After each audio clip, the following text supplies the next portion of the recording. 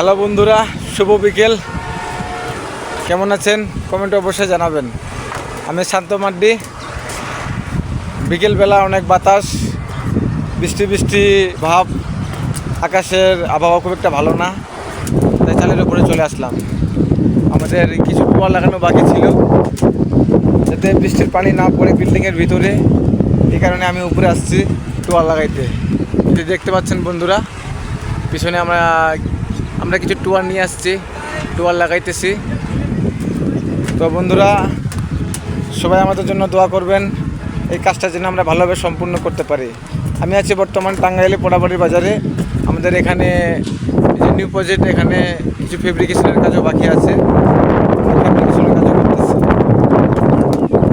আমার বিল্ডিংয়ের পিছনে দেখেন কত সুন্দর মনোরম পরিবেশ, ধান ক্ষেত, কি প্রকৃতির বাতাস, কি প্রকৃতির ছোঁয়া, দেখলেই ভালো লাগে। এই জায়গাটা একসময় অনেক মিস করব।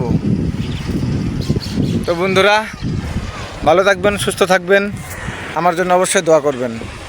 ধন্যবাদ সবাইকে।